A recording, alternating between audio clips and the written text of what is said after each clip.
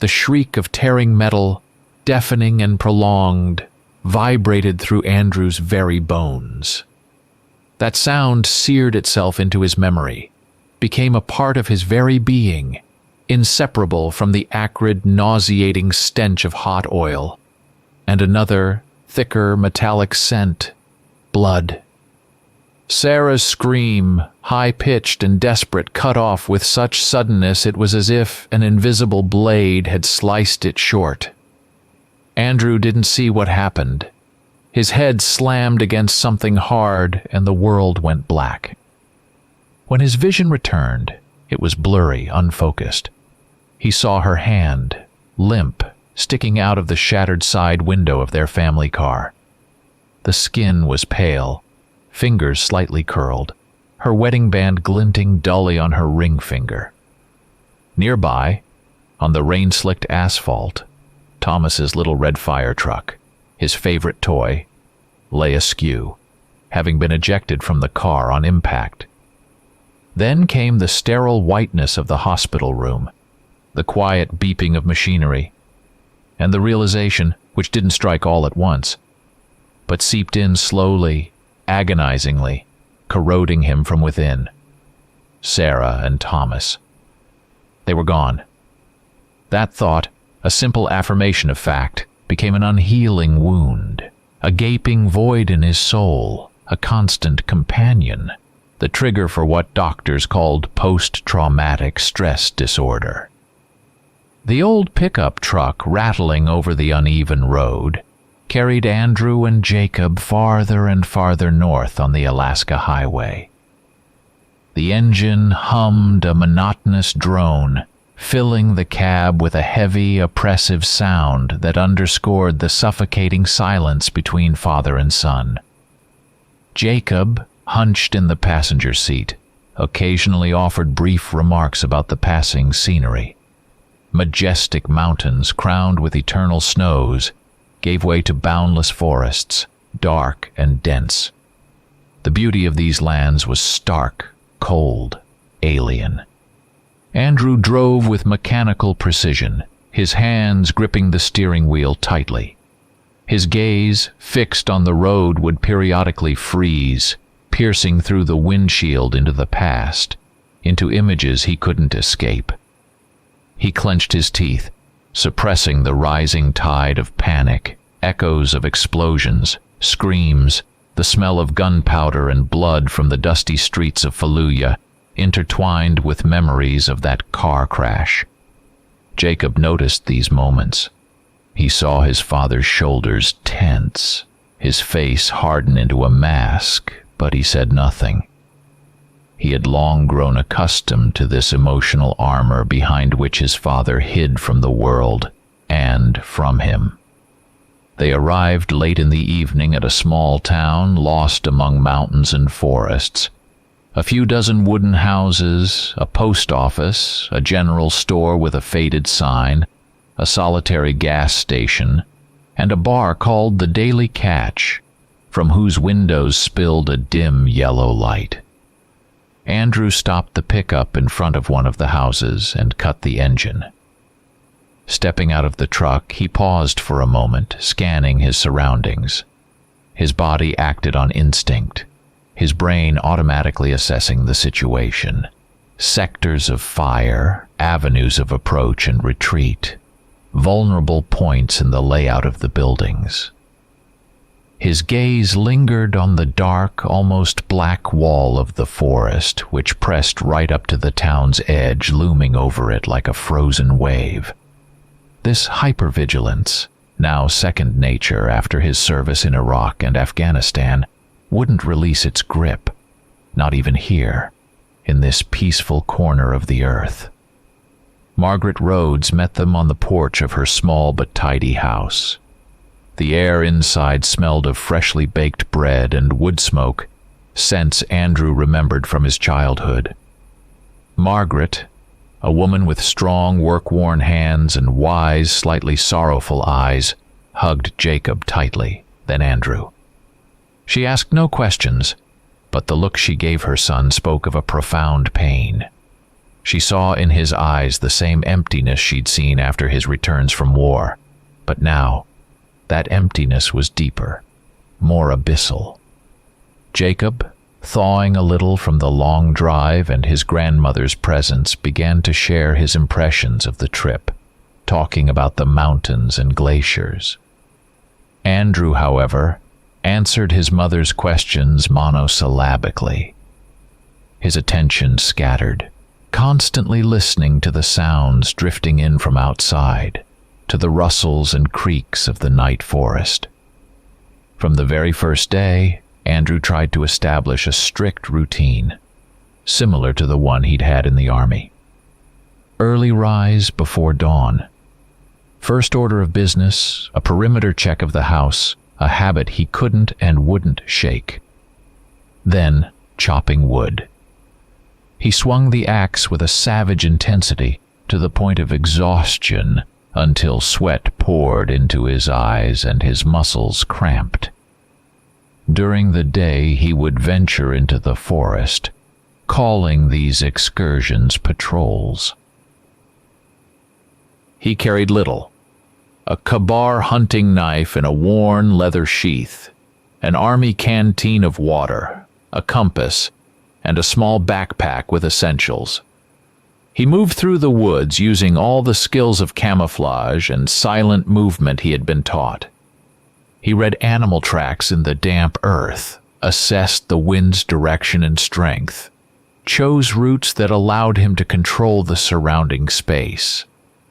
This wasn't rest or recreation. It was a way to burn out the internal pain with immense physical exertion to regain control over his own life, his own mind. For Jacob, the first few days at the local school were an ordeal. He was an outsider, the new kid from the city, as he was immediately dubbed. The teenagers in this small town formed a tight-knit group.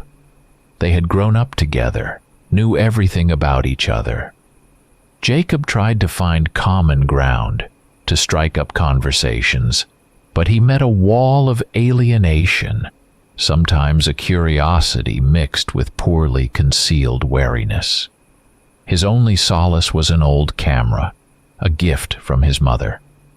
He wandered the outskirts of town, photographing Alaska's wild nature, trying to capture its harsh, untouched beauty and his own equally stark and cold loneliness.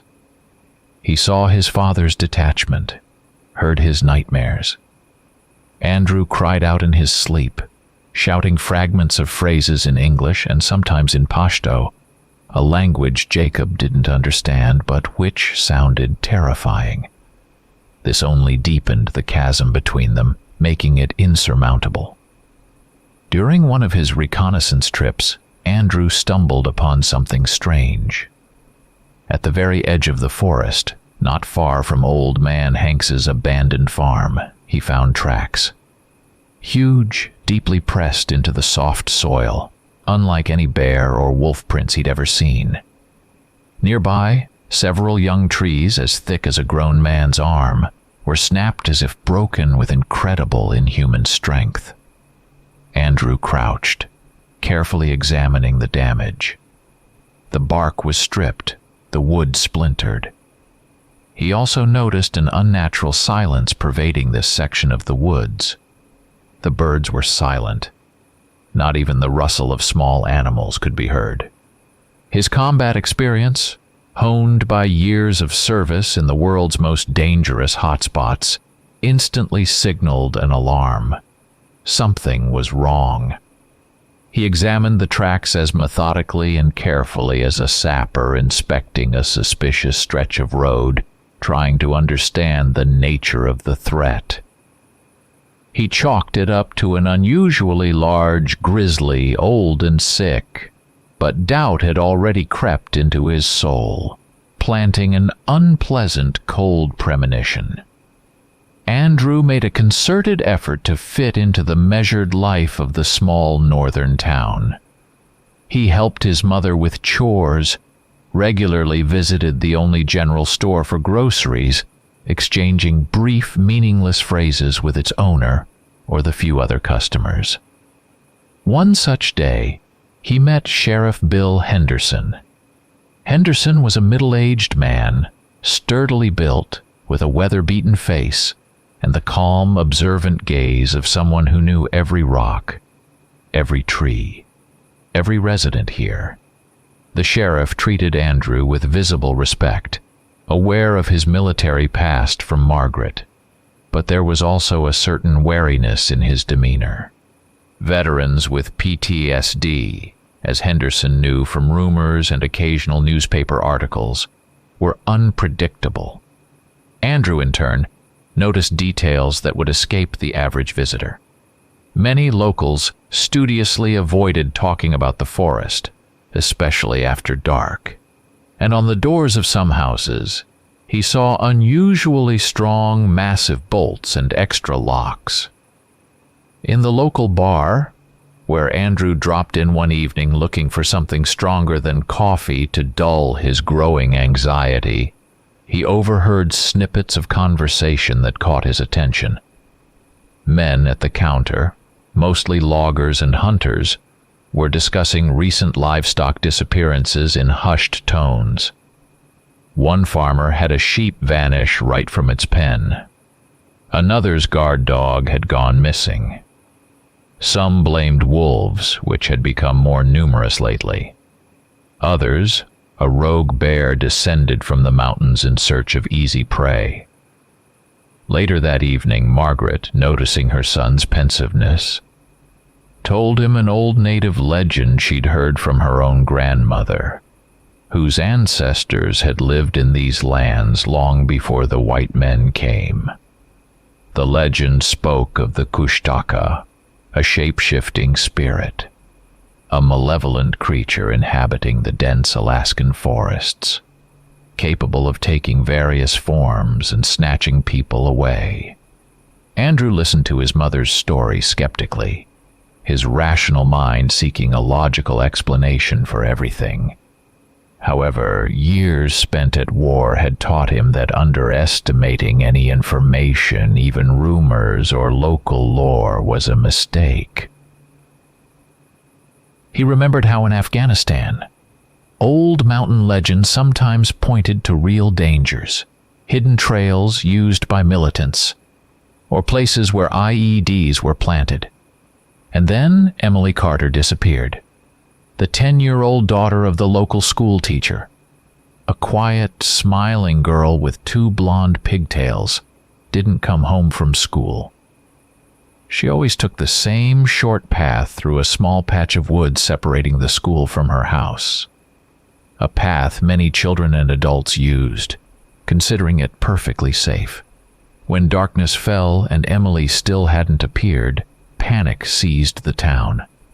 The girl's mother, Mrs. Carter, was hysterical on her porch, her screams echoing through the quiet streets, striking terror into the hearts of the residents.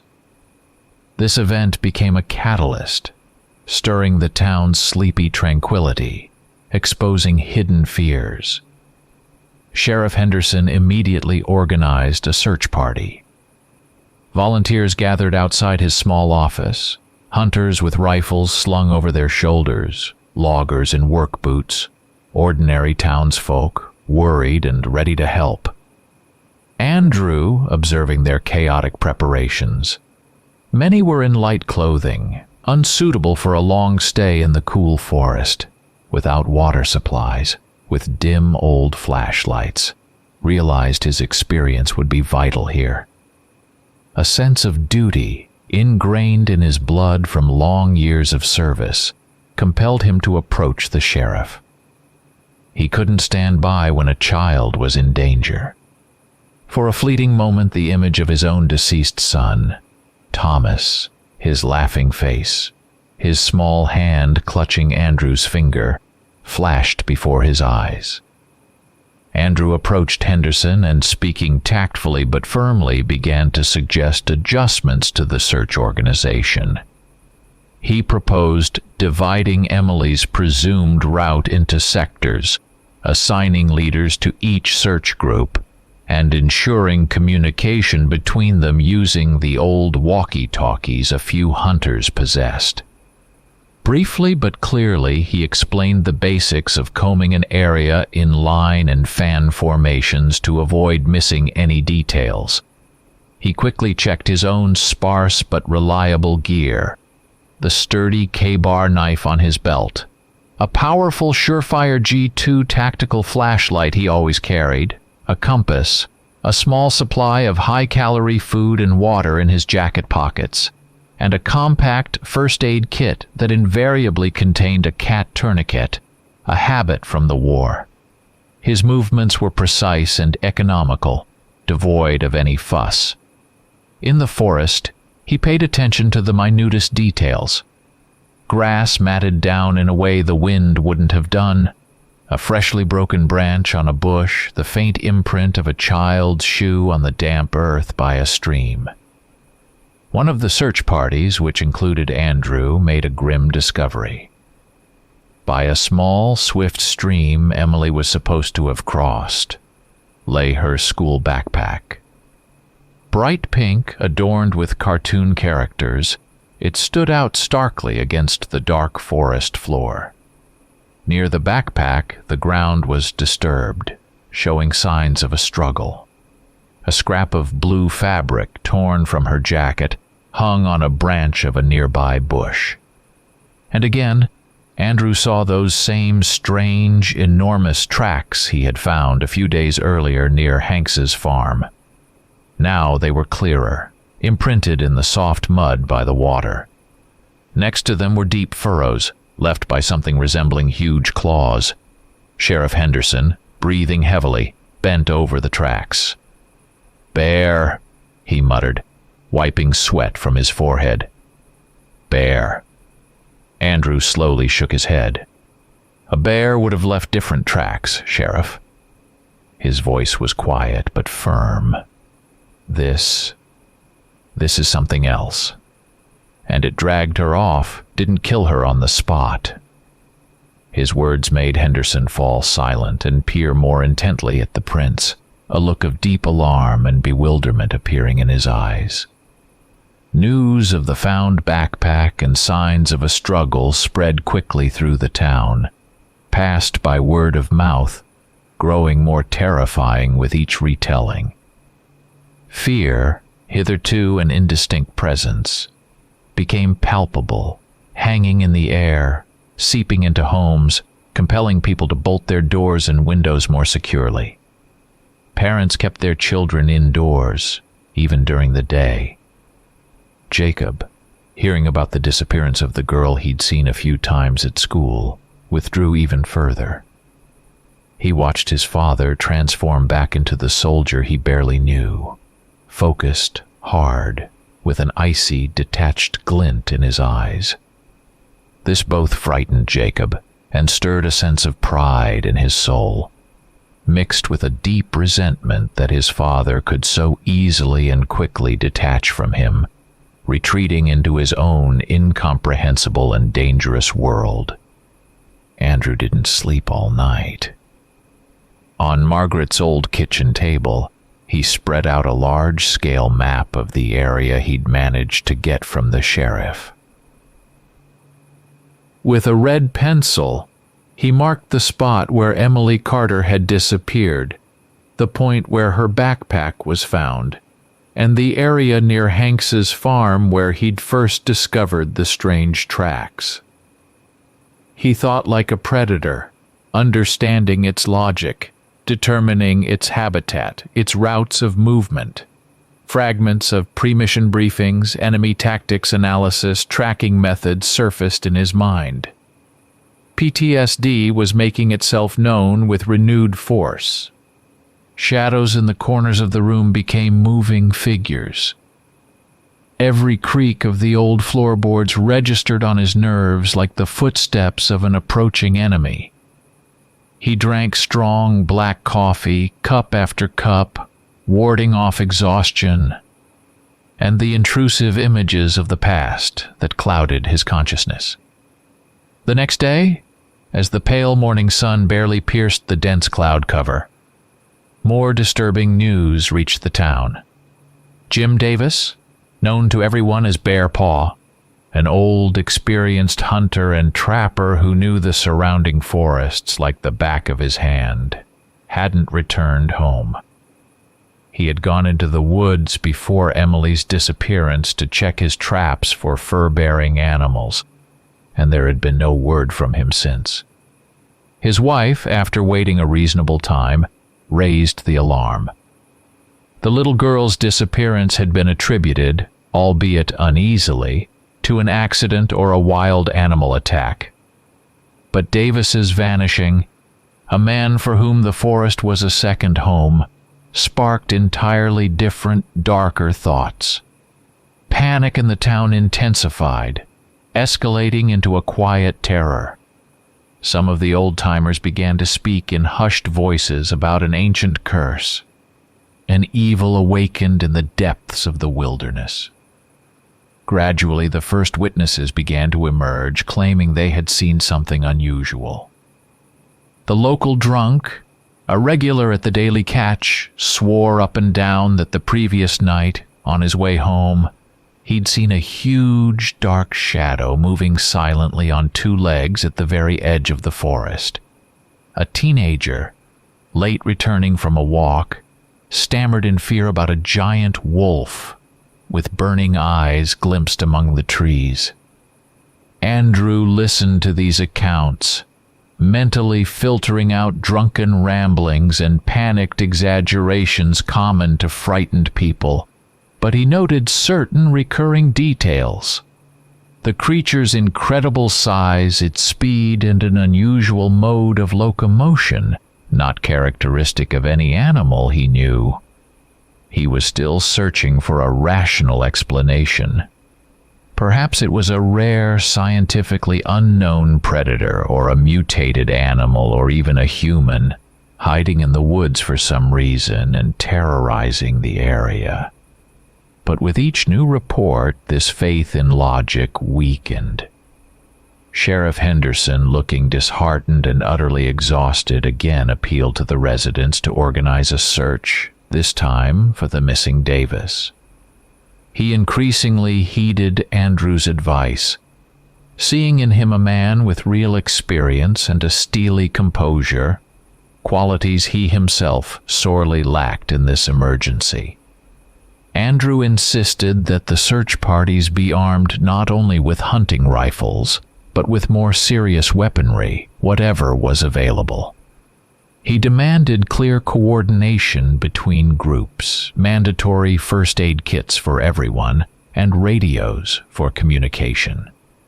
He himself took his old but reliable Remington 700 rifle, chambered in .3006, a weapon he'd often hunted with in his youth, before the army.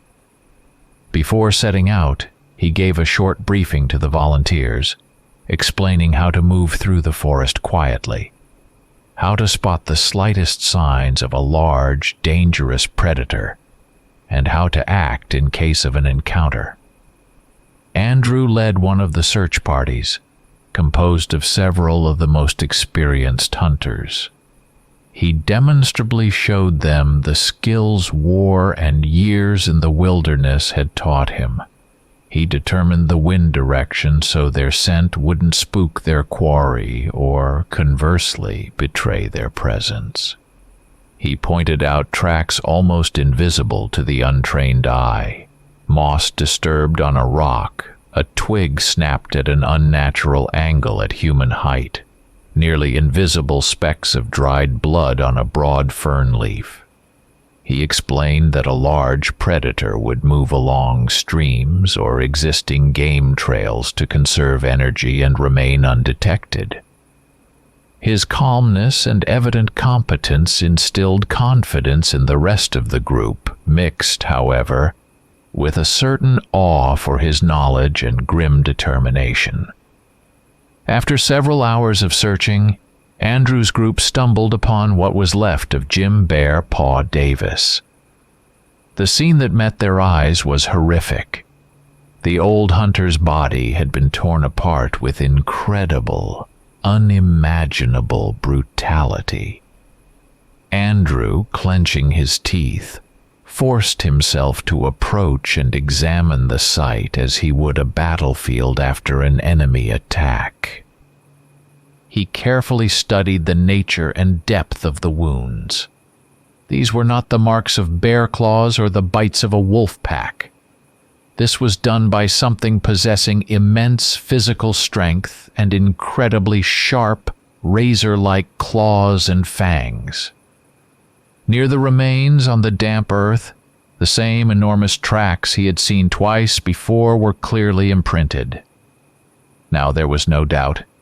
An unknown and exceedingly dangerous creature was operating in the forest. Andrew saw Sheriff Henderson, who had arrived at the scene via radio, turn deathly pale, his usually steady hands trembling finely as he turned away from the gruesome sight. The sight of Davis's mutilated body triggered a powerful, uncontrollable flashback in Andrew. In an instant, the Alaskan forest around him vanished, replaced by the sun-scorched desert of Iraq. He was there again, in Ramadi, amidst smoking ruins reeking of blood, gunpowder, and burnt flesh. He saw the dismembered bodies of his comrades after an IED blast, heard their death cries, felt the clammy fear and all-consuming rage. For several agonizing seconds, he lost touch with reality, back in the crucible of war. With a tremendous effort of will, he forced himself back to the present, clenching his fists so hard his nails dug into his palms, leaving deep marks. Jacob, whom Margaret had strictly forbidden from joining the search, but who, driven by anxiety for his father and childish curiosity, had secretly followed the search party at a safe distance, saw Andrew's state from afar. His father's face was alien and terrifying. Jacob became even more frightened than before, feeling a cold, clammy fear grip him from within. After the discovery of Jim Davis's mutilated remains, a raw, undisguised panic gripped the small northern town. If fear had previously been a subliminal whisper passed from house to house, it now erupted, becoming palpable. Some families, not waiting for further developments, hastily packed their meager belongings, loaded them into old pickup trucks, and left, desperate to escape what they now considered a cursed place. The single road leading south from the town towards more populated areas became for them a symbol of salvation, a path to safety. Sheriff Henderson, pale and exhausted, tried to calm the remaining residents, urging them not to succumb to panic, but his words sounded unconvincing even to himself. An unofficial curfew settled over the town. After sunset, the streets emptied instantly, windows were tightly shuttered, and doors were locked with every available bolt. The air was thick with anxiety and the anticipation of new misfortune. Sheriff Henderson, realizing the full gravity of the situation and his own inability to handle it alone, openly turned to Andrew for help, his previous wariness gone. He admitted he was facing something far beyond his competence and experience as a small-town cop. Andrew, seeing his frank bewilderment and the genuine fear in the eyes of the residents, especially those with children, agreed to help. But he immediately set his conditions. Strictest discipline among those participating in operations, clear planning of all actions, and full utilization of his military experience, without any objections or attempts to challenge his decisions. He asked the sheriff for access to all available maps of the area, including old archival ones, if any could be found in the town records, as well as any records of unusual incidents or animal attacks in the past. That evening, a kind of war council was held in Margaret's house. Around the kitchen table, lit by a single lamp, sat Andrew, Sheriff Henderson, and Margaret herself. Andrew spread maps on the table, marking attack sites with a red pencil. Emily's disappearance, Davis's death, areas where the strange tracks had been seen. He identified patterns in the creature's actions, determined its hunting territory, its routes of movement. Margaret, recalling old legends her native grandmother had told her, spoke of how such creatures, according to lore, became particularly active and strong during certain phases of the moon, or how they could be repelled by fire or objects made of silver. Andrew listened attentively, though he treated such information with considerable skepticism. Nevertheless, he carefully noted everything his mother said in his notebook. His military experience told him that sometimes local folklore, however fantastical it seemed, contained grains of truth that could aid in combating an unknown enemy. Andrew proposed an immediate patrol of the town's outskirts, especially at night when the creature was most active. He selected several of the most reliable and experienced men from among the volunteers, those who knew how to handle weapons and were not prone to panic. He personally checked their hunting rifles and shotguns, ensuring they had sufficient ammunition. Then he formed them into small, mobile groups of 2 or 3 and gave them a brief but comprehensive briefing. How to properly divide sectors of observation, what hand signals to use for communication, how to act upon spotting the enemy, and what escape routes to choose in case of danger. He insisted on the mandatory use of radios for constant communication between patrol groups and with the sheriff, who was to coordinate their actions from his office. Concurrently with organizing the defense, Andrew tried to learn as much as possible about the adversary. He returned again and again to the places where the tracks had been found, meticulously photographing them, measuring the depth of the imprints, the distance between them, trying to determine the creature's approximate size, weight, and speed from these indirect clues. He also searched for any other evidence: tufts of fur, claw marks on trees, remnants of scat, anything that could provide information about the nature of this monster. He understood he was dealing not just with a strong, but with a cunning and cautious predator. He remembered how in Afghanistan they had studied the tactics of enemy snipers or mine layers to defeat the enemy. One had to understand its mindset, its habits, its weaknesses. During one of the first night patrols, in which Andrew himself participated with 2 local hunters, they heard it. It was a horrifying, blood-curdling howl, unlike any wild animal sound they knew. Prolonged, mournful, and yet full of undisguised menace, it came from very close, from the dark, impenetrable thicket of the forest surrounding the town. In that same instant, dogs in all the nearby yards began to bark, whine, and howl desperately in response, their barks filled with fear and panic. The volunteers on patrol froze, their faces pale in the moonlight. Even Andrew, who had been through fire and water, felt an unpleasant chill run down his spine. However, he immediately composed himself, his voice firm and calm as he gave short commands over the radio. All groups, sectors. Do not fire without my direct command. Report situation immediately. The creature never emerged from the forest darkness, but its unseen presence was physically palpable, pressing on their nerves, making their hearts pound faster. Jacob, lying in his bed in Margaret's upstairs room, also heard the terrifying howl. Icy fear gripped his body. He pulled the blanket up to his chin, afraid to even move. He saw his father sinking deeper and deeper into this dangerous hunt, becoming more like the withdrawn, hard, detached man he had been after returning from his last war. Jacob felt infinitely lonely and abandoned. His father had once again chosen war, danger, risk over him, his son. Jacob had tried several times to talk to Andrew, to ask him something, to share his fears, but his father had merely brushed him off, completely absorbed in developing plans, studying maps, checking weapons.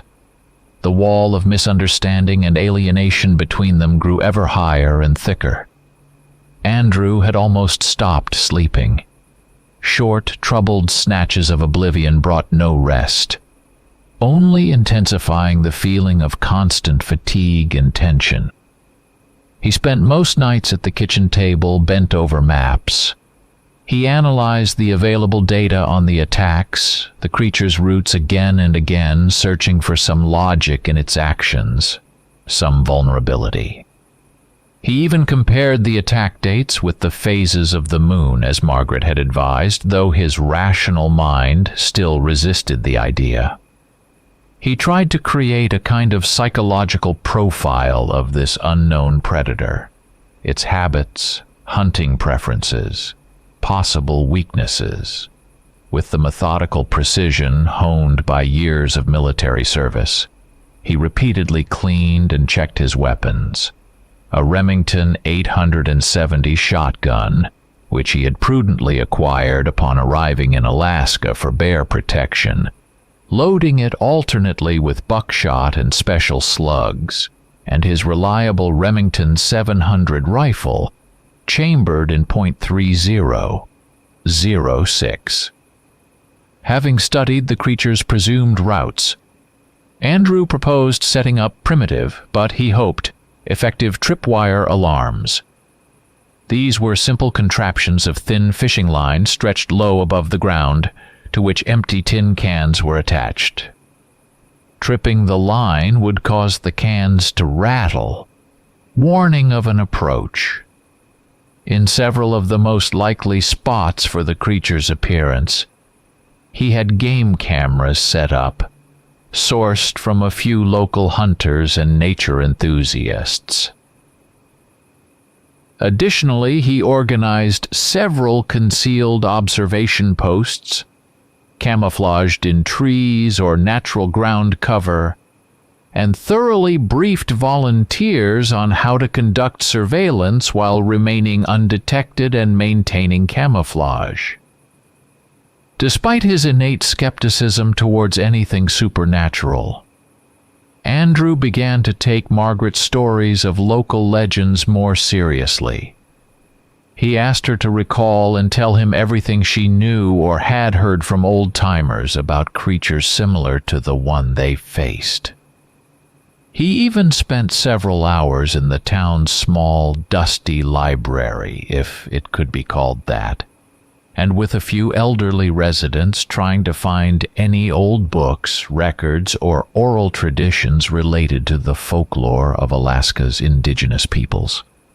He searched for any mention of the creature's vulnerabilities, whether it feared silver, as some legends claimed, or fire, or if there were any special rituals or symbols that could repel or weaken it.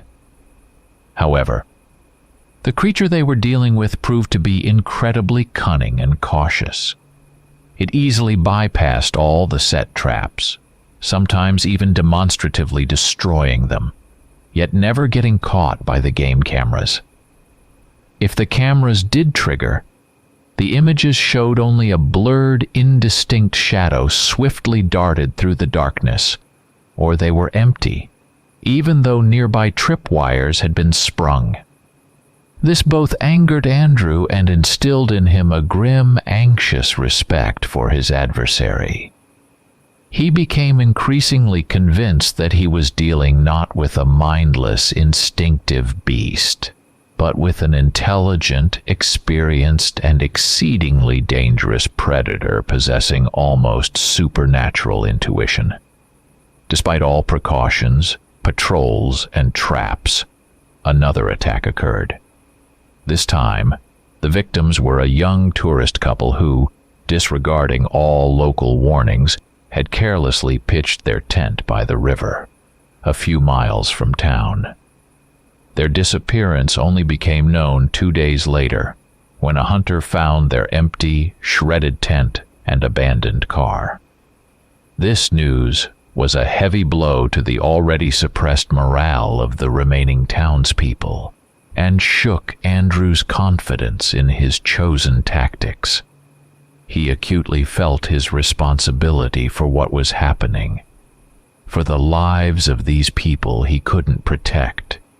Sheriff Henderson, under pressure from frightened and desperate residents, began to openly doubt Andrew's methods, as they weren't yielding quick, visible results. Some townspeople, their fear escalating into panic and a search for scapegoats, started to grumble, accusing Andrew of bringing war to their quiet, peaceful town, and claiming his harsh, almost military methods were only angering and provoking the beast into new attacks. Andrew faced a wave of misunderstanding, fear, and concealed hostility. Once again, as in Afghanistan, he felt how difficult it was to earn the trust of the local population, especially when you were an outsider, and the situation was spiraling out of control.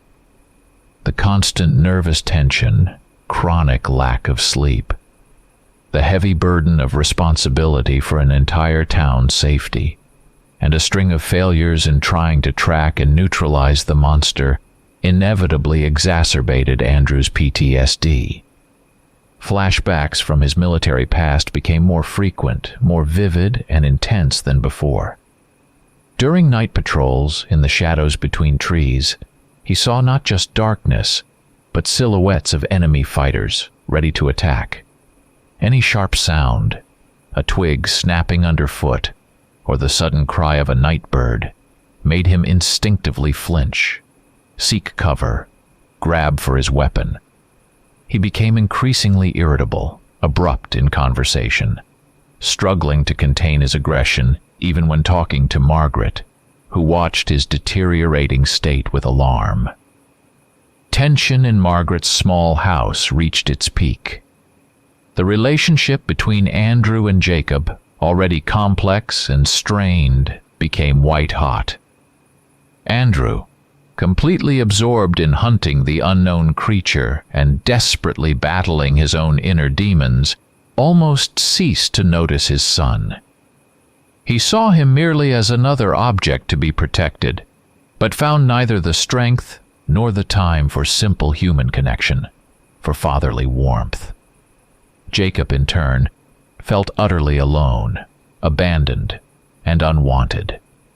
In his father, he saw not a loving parent, but an obsessed, withdrawn soldier for whom war, even one as strange and incomprehensible as this, was more important than anything, more important than him, Jacob. One evening, a major, painful argument erupted between them. Jacob, unable to contain his accumulated resentment and despair, screamed accusations at his father, saying he never cared about him, that he always chose danger, war, over his family. Andrew, exhausted by sleepless nights, constant fear, and a guilt that gnawed at him from within, couldn't control his surging emotions and snapped, responding to his son harshly and unfairly. The next morning, Jacob did something desperate. He wanted to prove his independence and courage, and deep down, he harbored a naive, childish hope of helping his father, of tracking the beast or at least photographing its tracks, so Andrew would finally notice and appreciate him. He violated his father's strictest prohibition, and waiting until Andrew left for another meeting with the sheriff, secretly took his old camera and went into the forest. He chose a route that seemed relatively safe, along a familiar trail. But this trail, unfortunately, ran close to areas where attacks had previously occurred. An hour passed, then another. Jacob didn't return for lunch as he'd promised his grandmother. Margaret began to worry noticeably, her heart clenching with bad premonition. Andrew, returning home and learning of his son's absence, initially just brushed it off, thinking Jacob was simply sulking after their argument and would soon return. But as dusk began to fall and Jacob was still missing, an icy, paralyzing horror seized Andrew. He suddenly realized with chilling clarity that his worst nightmare, the one that had haunted him since Sarah and Thomas's deaths, was about to repeat itself. To lose another child, the thought was unbearable.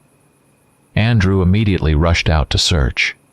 First, he checked all the usual places in and around town where Jacob might be: the abandoned farm, the old sawmill, the riverbank.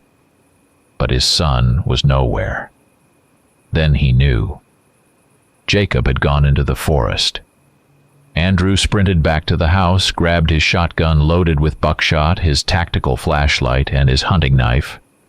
His movements were feverish, abrupt, yet displayed the utmost focus and concentration honed by years of training. He tried to think like Jacob, to imagine where he might have gone, what route he might have chosen, what might have attracted his attention. Soon he found Jacob's tracks, the prints of his sneakers leading from the edge of town deeper into the woods. Andrew followed them, using all the tracking skills war and years in the wild had taught him. After about a mile along the forest trail, he stumbled upon Jacob's discarded camera. It lay on the ground, lens up. Beside it were clear signs of a struggle, leaves churned up by feet, several freshly broken branches on bushes, and, most horrifyingly, a few dark brownish drops of blood on the fallen leaves. And next to this spot, clearly imprinted on the damp soil, were the terrifyingly familiar, enormous tracks of the unknown creature. Andrew let out an inhuman, protracted cry, so full of rage, pain, and despair that the surrounding trees seemed to shudder. It was the cry of a man who had had the last, most precious thing in his life torn from him. In that moment, all his PTSD, all his accumulated guilt for the deaths of his wife and younger son, all his fear for Jacob, it all coalesced into one all-consuming, incinerating emotion. He was no longer a soldier on another mission. He was a father, going to save his child, and nothing in the world could stop him. Andrew returned to town only briefly, to grab the essentials and the best of his gear. He moved quickly, silently, ignoring Margaret's frightened questions and Sheriff Henderson's attempts, whom Margaret had managed to summon, to dissuade him from such a reckless act. In his eyes, usually hidden behind a mask of detachment, now burned a cold, steely fire of indomitable resolve. He told them curtly he was going alone. He couldn't and wouldn't risk other people's lives, and he intuitively felt that only he, with his unique skills, his animalistic fury, and a father's love, had a chance to find Jacob alive and destroy the creature that had taken him.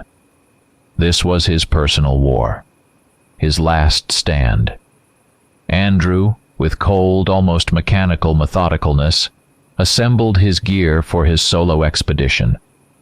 His Remington 700 rifle, with its powerful scope, was meticulously cleaned and oiled, the magazine filled with .30, 06 rounds tipped with expanding bullets.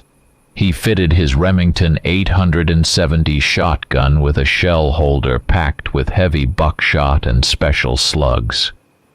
Margaret, recalling another detail from old legends, had said such creatures were vulnerable to silver. Andrew was skeptical, but he'd cast a few slugs from old silver coins found in the house. He had nothing to lose. His trusty Kabar combat knife, which had served him since the Marines, was razor-sharp and securely fastened to his belt. Into a sturdy army rucksack, he packed a minimal survival kit for extreme conditions. An expanded first aid kit including morphine ampules he'd kept from his service days, spare ammunition for both weapons, high-calorie freeze-dried food, a canteen of water and a filter, fire-starting supplies, a detailed map, a compass, and powerful binoculars. From an old army footlocker he retrieved his camouflage ghillie suit and a lightweight night vision device he'd once managed to borrow from a supply depot. Picking up the trail left by the creature that had taken Jacob, Andrew switched into hunter-killer mode, a tactic they used in special operations units for tracking and neutralizing high-value enemy operatives. He was no longer just searching. He was stalking, pursuing his prey with cold, calculated fury.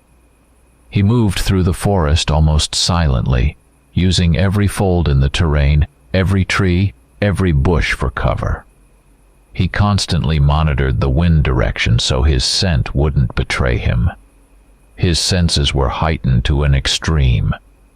He heard the faintest rustle, caught barely noticeable scents, saw what would escape an ordinary person's notice. He continually applied the OODA loop. Observe, orient, decide, act, analyzing every sound, every scent, every change in his forest environment. The creature's tracks, barely visible to an untrained eye, were like an open book to Andrew. He read them as easily as he once read tactical maps or coded dispatches. He saw where the creature had stopped to rest, where it changed direction, where it had dragged its victim, leaving faint furrows in the earth. He noted freshly broken branches at a certain height, indicating the beast's size and strength, drops of blood, its own or Jacob's on leaves and grass, and an increasingly distinct, specific, musky odor he now unmistakably associated with this monster. He remembered how years ago, in the snow-capped mountains of the Hindu Kush, he had similarly tracked a group of well-trained and armed insurgents for days, and that experience now served him perfectly. The search dragged on. Andrew spent one night in the forest, then a second. The bone-chilling cold of the Alaskan autumn made itself known.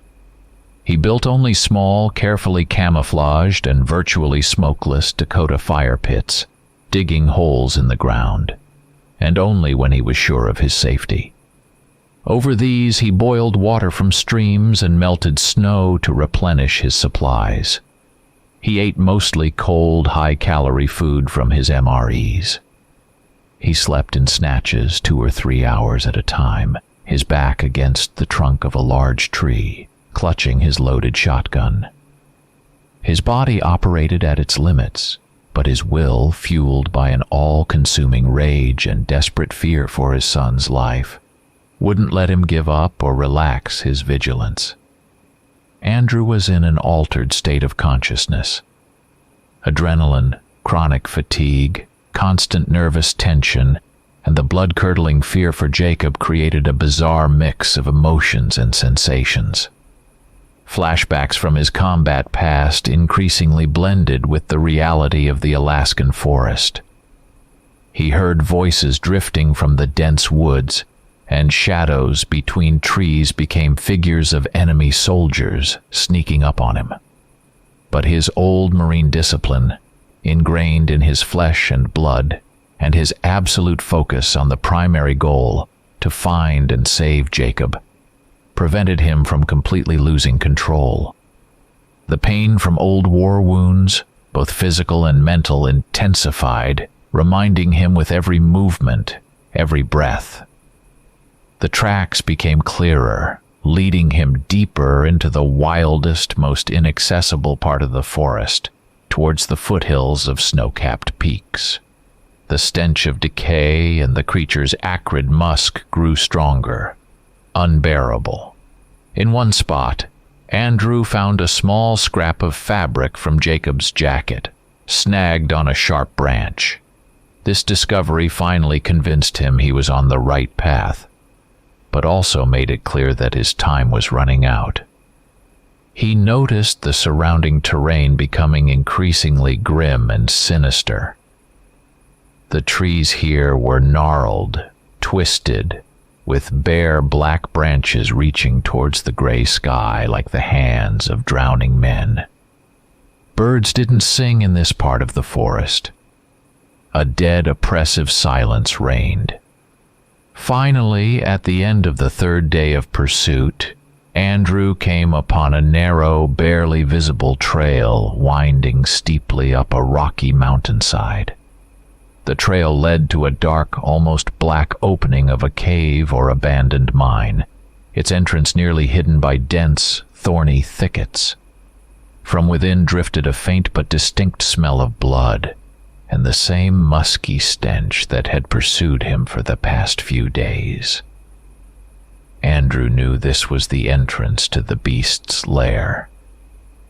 He stopped, breathing heavily, checked his weapon, racked the bolt of his rifle, chambering a round.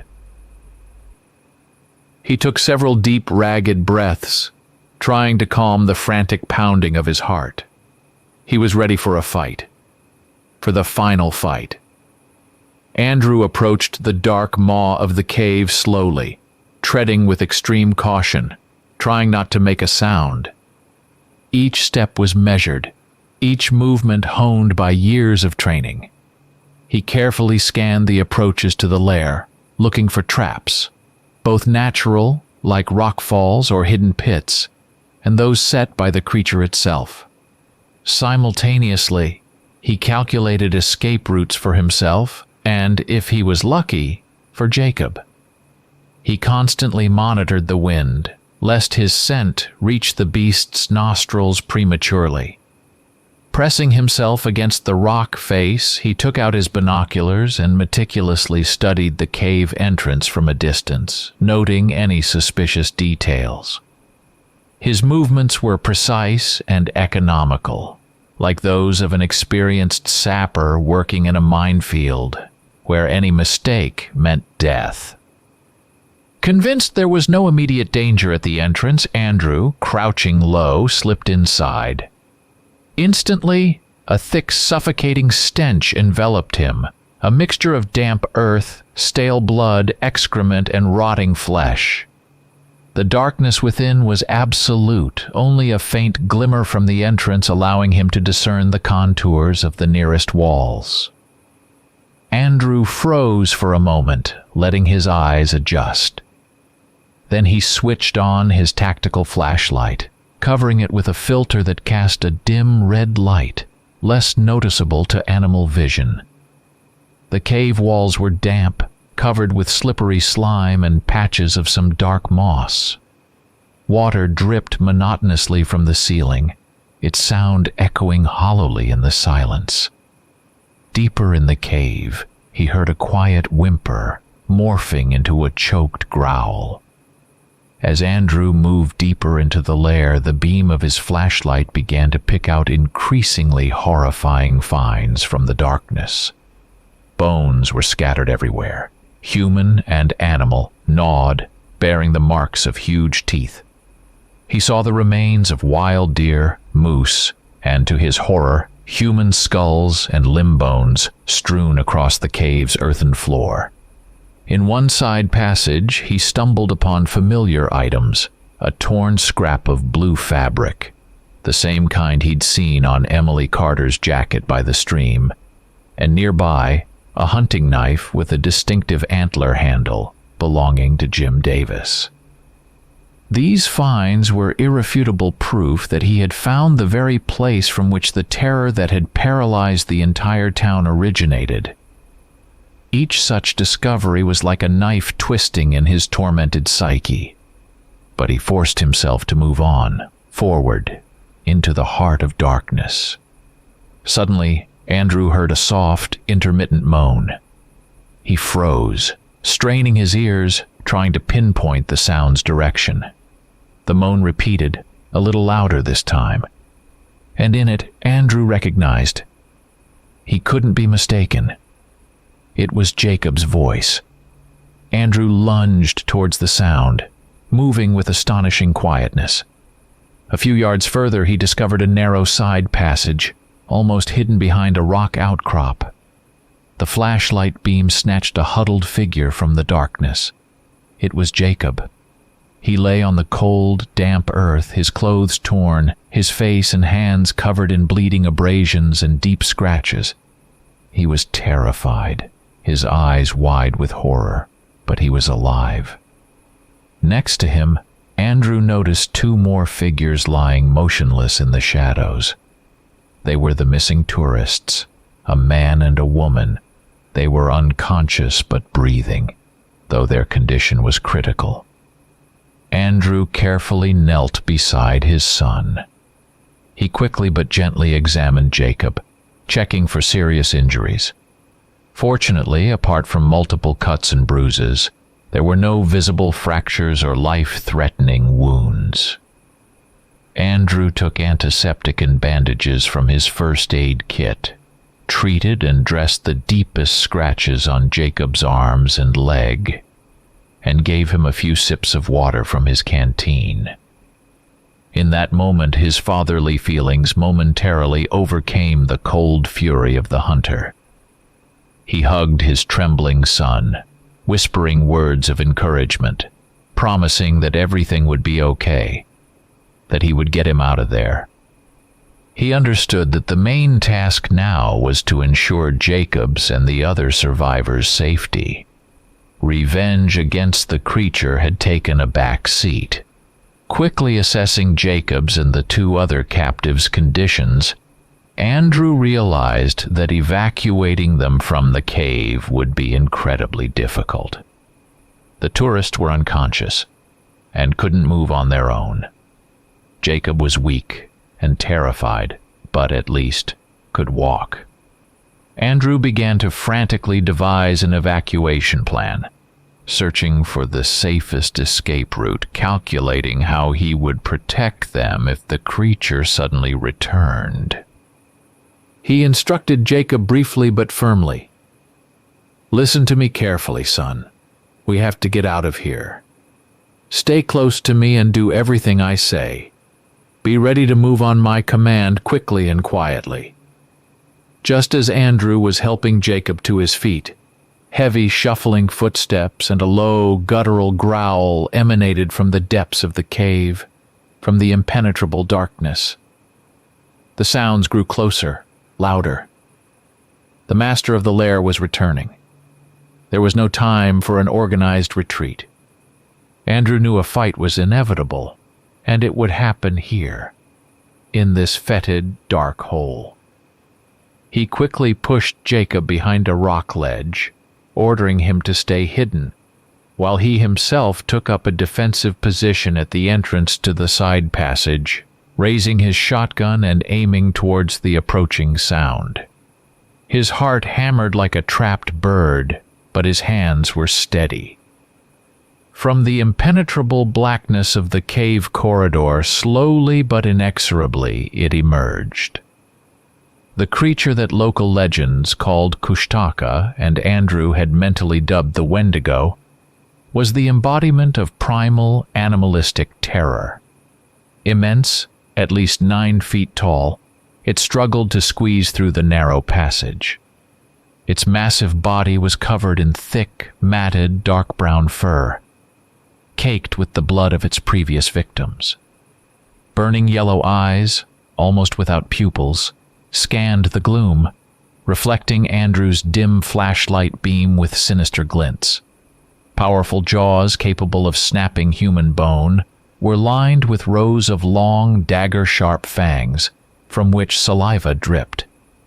Long, muscular forelimbs ended in enormous claws, like curved sickles, capable of disemboweling an adult deer with a single swipe. Despite its impressive size, The creature moved with terrifying speed and animal grace. It emitted a low, guttural growl that seemed to make the cave walls tremble, a sound filled with hunger, rage, and the anticipation of new prey. Andrew didn't wait for the beast to get closer. He exhaled sharply and pulled the trigger of his Remington 870 shotgun. The deafening roar of the shot echoed through the cave, momentarily drowning out the monster's snarl. A load of heavy buckshot meant for bear hunting slammed into the creature's massive chest. The Wendigo let out a deafening shriek of pain and fury, recoiled but didn't fall. Its thick hide and powerful musculature proved incredibly resilient. Andrew, wasting no time, clanked the action, ejecting the spent shell and fired again, this time aiming for the head. He yelled to Jacob without turning, "Stay down. If you get a chance, run for the exit." The creature, enraged by the pain of its wounds, lunged. Andrew, knowing he couldn't dodge a direct confrontation in the narrow confines of the cave, used the uneven walls, protruding rocks, narrow niches as temporary cover. He constantly changed position, retreating deeper into the alcove where Jacob hid, while simultaneously firing at the advancing monster.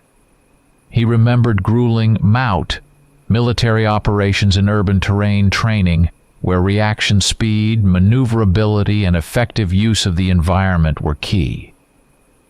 The Wendigo, despite several wounds, continued to inexorably close the distance. The shotgun magazine emptied. Andrew, cursing through gritted teeth, tossed the now useless weapon aside. He snatched his Remington 700 rifle, slung over his back, but there was no time to aim and fire. With a single leap, the beast covered the remaining distance and pounced. A desperate, furious close-quarters battle began.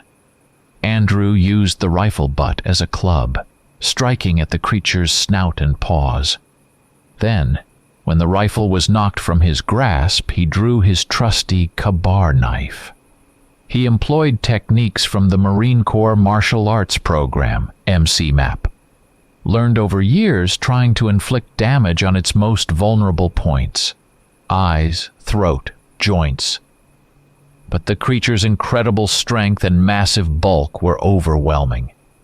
Andrew sustained heavy, painful injuries.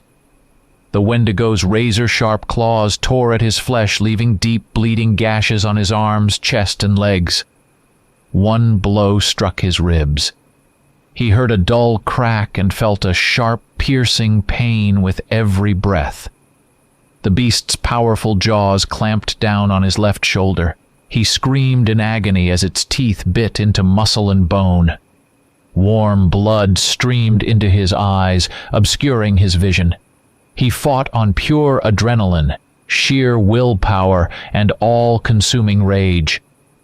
Flashbacks of brutal hand-to-hand combat from the war mingled with the nightmarish reality of this fight in the dark, fetid cave. He screamed in pain and fury, continuing to deliver desperate knife thrusts, aiming for any vulnerable spot. Realizing he wouldn't last long in an open power struggle, Andrew used cunning and his knowledge of the environment. He retreated, luring the creature into a narrower passage where its movements would be restricted, and its strength less of an advantage. At one point, when the beast momentarily hesitated, trying to squeeze through a tight spot, Andrew noticed a large, sharp stalactite hanging from the ceiling. Gathering his last reserves of strength, he struck it with the knife's pommel, intending to bring it down on the monster's head. The stalactite didn't fall, but a large chunk of rock broke off and hit the Wendigo on the snout, making it roar in unexpected pain and momentarily blinding it. This moment was decisive. The fight reached its bloody climax. Andrew, bleeding profusely, feeling his strength wane, saw on his last breath that the blow from the rock had made the creature lose its balance, exposing an unprotected flank. Summoning all his remaining will and fury, he made a desperate lunge, plunging his Kabar knife to the hilt into the monster's heart region. The creature emitted a terrible, deathly howl that faded into a gurgling rattle. It thrashed convulsively, its huge paws scrabbling at the earth, then collapsed lifelessly onto the cave floor, raising a cloud of dust. Andrew, staggering, took a few steps and also fell, losing consciousness beside his vanquished foe. His hand still gripped the knife handle, deeply embedded in the monster's body. Jacob, cowering behind the rock ledge, listened in horror to the sounds of the desperate struggle from deeper in the cave. The monster's roars, his father's cries, dull thuds, the crack of breaking bones. It all merged into one nightmarish, blood-curdling din. When silence fell, he hesitated for a long time before peeking out. Finally, overcoming paralyzing terror and shock, he cautiously crawled from his hiding place. In the faint light of the flashlight lying on the ground, he saw a horrific scene. The enormous, motionless body of the monster, and beside it, almost beneath it, lay his father. Andrew was unconscious, his clothes soaked in blood, terrible ragged wounds visible on his face and body. Jacob realized his father was on the brink of death. In that moment, the boy, who had aged a lifetime in these horrific few days, understood that his father's life now depended solely on him. He crawled to Andrew, began shaking his shoulder, calling his name. But his father didn't respond. Gathering all his remaining strength and the few survival skills he'd once learned from his father or gleaned from books, Jacob began a desperate fight to save Andrew. He knew they needed to get out of this fetid cave into fresh air as quickly as possible. He struggled to pull his father's limp, unconscious body from under the monster's carcass. It was incredibly difficult. Andrew was a large man and Jacob just a teenager, weakened by fear and his ordeal. He dragged his father by the arms, backing away, orienting himself by faint marks he'd made on the walls or simply moving intuitively towards where he thought the exit must be. The other two captives, the tourists, were still unconscious, and Jacob couldn't help them. He had to save his father at least. Finally emerging from the suffocating gloom of the cave into the cold pre-dawn air, Jacob felt slightly better. But he knew this was only the beginning. They needed to signal for help somehow. He remembered his father had a signal flare in his rucksack. With hands trembling from cold and exhaustion, he found it, but couldn't fire it. He lacked the strength to pull the stiff trigger. His initial attempts to start a smoky fire were futile, but he didn't give up. At last he managed to light some damp branches, and a weak trail of smoke curled towards the sky. Desperate, he began to simply shout, straining his voice, hoping someone would hear. He knew it was many miles of rugged, difficult terrain to the nearest habitation, but he didn't give up. They were found only towards evening the next day. A search party, led by Sheriff Henderson and several experienced hunters from the town, who had finally set out on Andrew's trail at Margaret's insistence, spotted the faint smoke from the fire Jacob had made. They were horrified by the sight of the wounded, barely alive Andrew and by Jacob's confused but terrifying account of what had happened in the cave. An emergency evacuation was immediately organized. A few men stayed behind to retrieve the Wendigo's body as proof of the monster's existence, while the others, fashioning a makeshift stretcher, carefully carried Andrew and Jacob back to town. Andrew was in critical condition. In the town's small clinic, he received initial aid, but it was obvious he needed serious medical intervention. Massive blood loss, severe lacerations, multiple rib fractures, and a very high risk of sepsis made his chances of survival minimal. The decision was made to evacuate him urgently by medevac helicopter to a major hospital in Anchorage. Jacob and Margaret, pale and exhausted, kept a constant vigil by his bedside, waiting for the helicopter.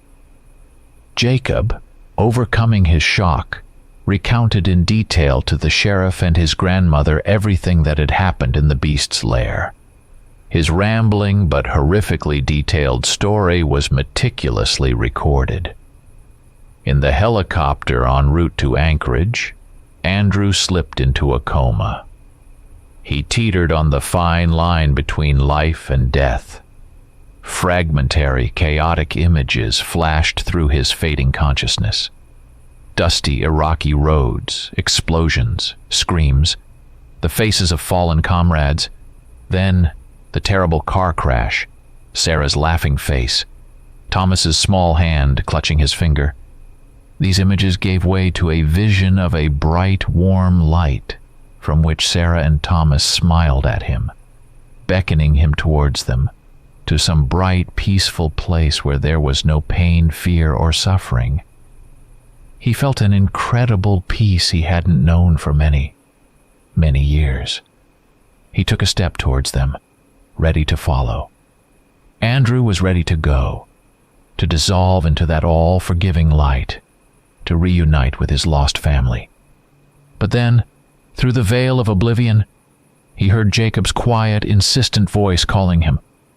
"Dad, Dad, don't go. Please." He felt a small, weak hand tightly gripping his own. Andrew stopped at the very threshold, on the border between two worlds. Slowly, with immense effort, he turned from the beckoning light, peering into the darkness left behind, where Jacob was, his only living son. And in that swirling darkness, among the ragged shadows of his subconscious, he saw a vague but recognizable silhouette. The silhouette of an enormous beast with yellow eyes burning in the gloom.